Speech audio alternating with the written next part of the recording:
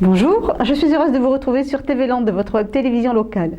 Au sommaire du journal de ce lundi 7 juillet, réunion du préfet à l'attention des maires, salon du livre à Hossegor avec sa présentation et découverte du lauréat du prix de la biographie, Nas de Guit, un festival gascon, et avant de vous quitter, des cadeaux à gagner.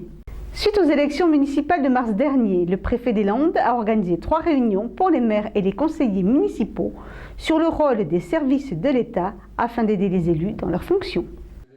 Il n'est pas toujours facile pour les nouveaux maires de se retrouver dans les méandres administratifs et les nouvelles lois.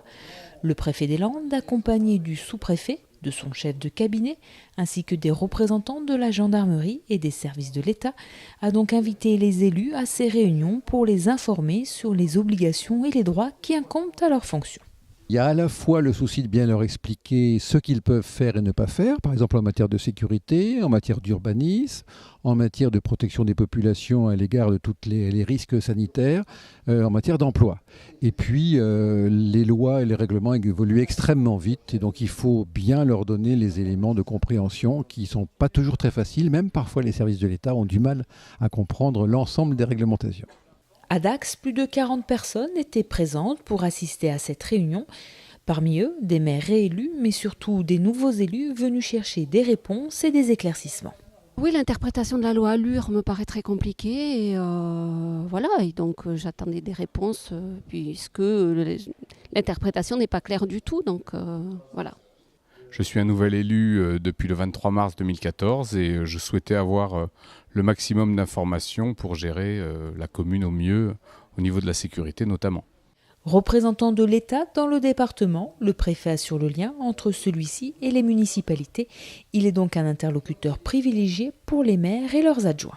Avec les responsables de l'État au niveau du département, on a d'abord une information très directe qui nous vient du niveau régional et du niveau national. Donc on suit en permanence, c'est notre mission, c'est notre métier, l'évolution des lois et règlements. Mais il est vrai aussi qu'en tant qu'État territorial, on est vraiment le niveau le plus proche des élus. On a tous les jours de très nombreuses questions extrêmement concrètes à régler et les maires, les élus en général, n'hésitent pas à venir nous voir pour nous poser une question précise à laquelle on essaye bien sûr de répondre au mieux. Donc on a à la fois cette vision un peu globale puisque on suit de près les évolutions nationales et régionales et puis ce contact permanent avec les élus sur des questions concrètes. Il est normal que eux, au niveau de la commune, n'aient pas nécessairement toutes les équipes autour d'eux et tous les outils pour être en permanence totalement informés des évolutions législatives et réglementaires. Nous, c'est notre métier. Donc il y a une sorte de jeu et qui est intéressant entre le niveau national et régional et le niveau de la commune. Et entre les deux, c'est les chefs de service de l'État dans le département. Des chefs de service de l'État dont certains étaient présents à Dax. L'État est organisé, je dirais, autour du corps préfectoral, en différents services qui s'occupent de la sécurité, qui s'occupent de l'emploi, qui s'occupent de l'urbanisme, qui s'occupent également des affaires sanitaires, qui s'occupent de la culture. Bref, toute une panoplie de compétences qui sont celles de l'État et qu'ils partagent avec les communes. Et il était important de leur présenter les chefs de service qui pouvaient leur expliquer leur domaine de compétences et qui pouvaient les solliciter, leur demander de les contacter lorsqu'ils avaient une difficulté. Sécurité, réforme territoriale, emploi et urbanisme ont été traités au cours de cette réunion. À chaque commune maintenant de faire le point sur ces sujets. J'ai eu beaucoup d'informations intéressantes. Alors maintenant, il faut évidemment se replonger dans chacune d'entre elles pour savoir l'application qui est obligatoire dans chaque commune. Mais ça donne des éléments légaux très importants et très intéressants, notamment pour imaginer des projets futurs. Une nouvelle édition du Salon du Livre a eu lieu au Sporting Casino d'Hossegor. Et comme chaque année, c'est un salon riche en rencontres. Nos journalistes étaient présentes à cet événement incontournable. C'est grâce à la nouvelle équipe de la culture d'Hossegor que cette 16e édition du livre a débuté ce week-end. 2 jours et demi où la littérature s'installe au Sporting Casino d'Hossegor. Il s'organise des dédicaces parce qu'en fait, les gens qui sont sur le salon, c'est à la fois les auteurs, des gens qui les interviewent, qui sont des journalistes de Sud-Ouest ou du Figaro ou d'autres, des critiques littéraires en général, mais il y a aussi des éditeurs locaux et des auteurs locaux, donc des séances de dédicaces que vous avez à l'entrée du Sporting, les débats qui sont organisés dans le Salon Bleu. et puis des moments conviviaux aussi le soir. Voilà, donc c'est un programme assez varié dans un salon qui est de taille moyenne, mais avec une répercussion assez importante parce que c'est un des rares salons qui s'intéresse à la biographie et à l'histoire. C'est pour ça, je crois qu'on attire effectivement des auteurs importants. Cette année, c'est parmi tous les éditeurs, il y a les éditions Perrin dont un de leurs auteurs est primé. Je crois que c'est la première, si ce n'est une des plus importantes maisons d'édition d'histoire et de biographie. S'ils choisissent de venir à Hossegor, c'est parce qu'ils savent y trouver un bon accueil, je pense. Et en même temps, ils savent que ça a un retentissement au-delà de notre petite commune. Et parmi tous ces auteurs, cette année, le lauréat de cette 16e édition est Robert Solé, avec son livre intitulé « Sadat ». J'ai écrit la biographie de Sadat, qui a été un président égyptien qui a laissé sa marque en Égypte. Le personnage m'a passionné pour deux raisons. D'abord parce qu'il est passionnant, c'est un personnage romanesque qui a tout fait dans sa vie. Il a commencé par commettre des attentats et il a fini prix Nobel de la paix. J'ai eu envie d'écrire aussi ce livre parce qu'il n'existait aucun livre en français sur Sadat. J'ai la chance, le plaisir d'avoir obtenu le prix de la biographie de la ville d'Hossegor. J'en suis évidemment très content et très flatté, et puis très content d'être à Hossegor, dans un salon du livre particulièrement sympathique. Vous savez, il y a des salons, il y a des foires du livre, il y a un monde fou, on voit passer beaucoup de monde. Ici, c'est un salon à taille humaine, dans un décor magnifique. C'est la première fois que je viens à Hossegor, mais je crois que je vais y revenir. Une 16e édition riche en rencontres et en histoire, qui attire toujours autant de monde. Entre auteurs locaux et nationaux présents à ce salon, notre équipe a eu le choix d'en rencontrer plusieurs. Aujourd'hui, nous vous proposons de découvrir le lauréat du prix de la biographie 2014, Robert Solé. C'est au Sporting Casino d'Hossegor que nous avons rencontré Robert Solé, lauréat de la 16e édition du livre avec son ouvrage intitulé Sadat. J'ai la chance, le plaisir d'avoir obtenu le prix de la biographie de la ville d'Hossegor. J'en suis évidemment très content et très flatté, et puis très content d'être à Hossegor, dans un salon du livre particulièrement sympathique. J'ai écrit la biographie de Sadat, qui a été un président égyptien qui a laissé sa marque en Égypte.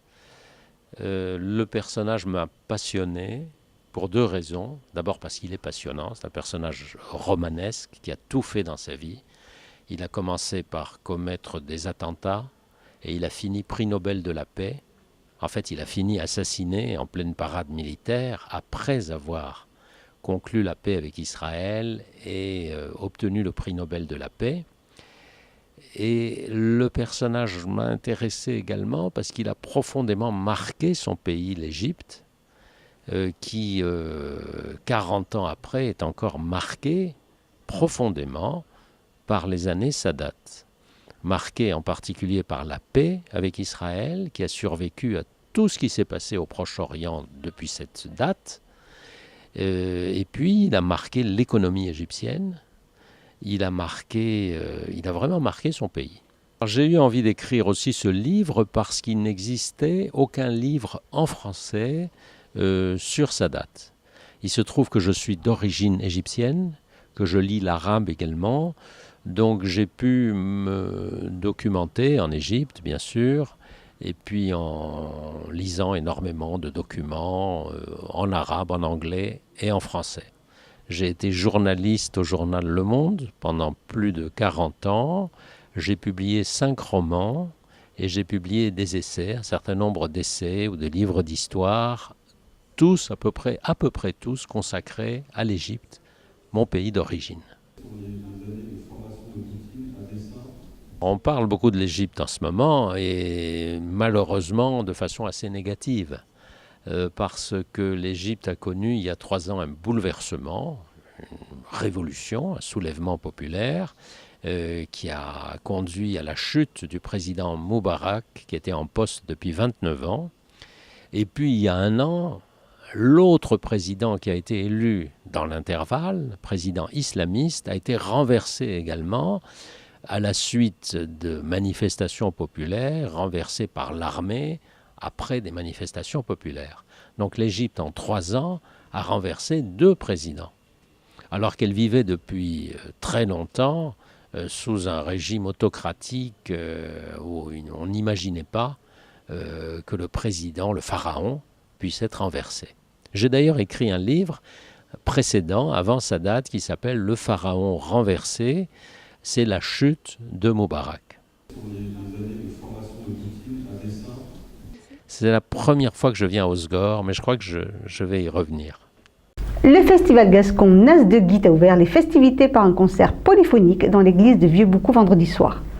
Un moment et quelques explications sur Nas de Guit à partager. Alors, le festival Nas de Guit cette année s'étale un petit peu dans le temps.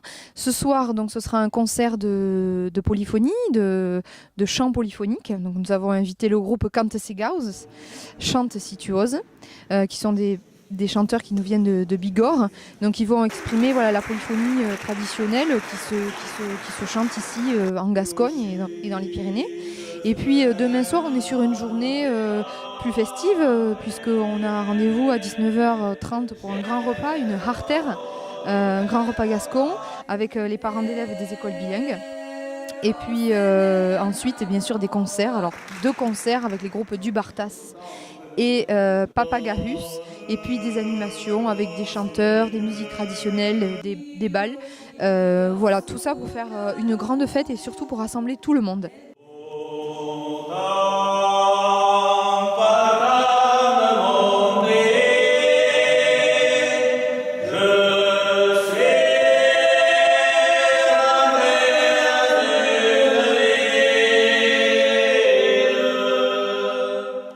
Cinq jeunes chanteurs et des membres de l'association Pit Productions ont interprété de la polyphonie gasconne.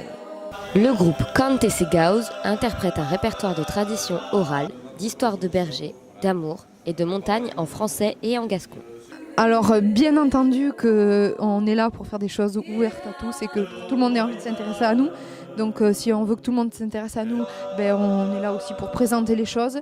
Donc il n'y a aucun besoin de parler gascon pour venir au festival, juste avoir envie de découvrir et de s'intéresser, d'avoir un peu de curiosité. C'était la 7e édition du festival Nas de Guit. Il était auparavant organisé par l'association FMR. Cette année, Pit Productions prend le relais avec l'ambition de professionnaliser ce festival, de le faire se développer, qu'il soit de plus en plus visible et que les gens se l'approprient. L'association Pit Productions donc, est une association qui a été créée il y a 1 an. Elle a pour but de rassembler d'abord des artistes, des créateurs, mais aussi des gens, des militants autour de la langue et la culture occitane de Gascogne pour promouvoir leurs activités. Et puis l'objectif aussi de l'association, c'est de créer des événements tels que le festival Nas de Guit. Et enfin, la dernière proposition de Pit Productions, c'est aussi d'animer des ateliers, d'être auprès du public, donc en proposant des ateliers, des conférences, d'animer les choses autour de la vie et de la langue et de la culture occitane. Si tout le monde continue à nous accompagner, à nous encourager, et puis si le public répond présent et a envie de recevoir ce genre de propositions, l'année prochaine, bien entendu. Mais que signifie Nas de Guit ? Alors, Nas de Guit, c'est une expression gasconne qui veut dire traduction littérale nez de canard, donc qui ne veut pas dire grand-chose au final, mais qui est une petite moquerie. On va traiter quelqu'un de Nas de Guit, quelqu'un qui serait un peu nasillard, un peu aigri.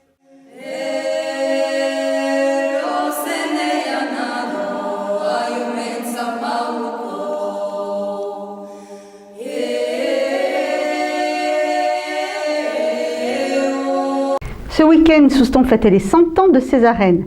Et à cette occasion, diverses associations nous feront faire un bond dans le temps. Elles vous proposent de participer vous aussi à la fête en tentant de gagner 8 repas affichés le samedi 12 offerts par le Cercle Taurin, 4 repas offerts par la SS Foot sur leur Tiap le dimanche 13 en regardant la finale de la Coupe du Monde sur grand écran, 6 places pour la course landaise du samedi et 6 places le dimanche pour la corrida offerte par le comité des fêtes. Et pour finir, 6 d'entre vous gagneront des places pour assister lundi 14 à l'Opéra Carmen dans les arènes. Inscrivez-vous pour le grand tirage au sort dans la rubrique à gagner. Le nom des heureux gagnants sera dévoilé dans notre journal de vendredi. À vos marques, prêts, jouez. Voilà, cette édition est maintenant terminée. Je vous remercie de nous avoir suivis et vous donne rendez-vous mercredi pour un prochain journal de TV Land de votre web télévision locale. Je vous souhaite en attendant de passer une très bonne journée.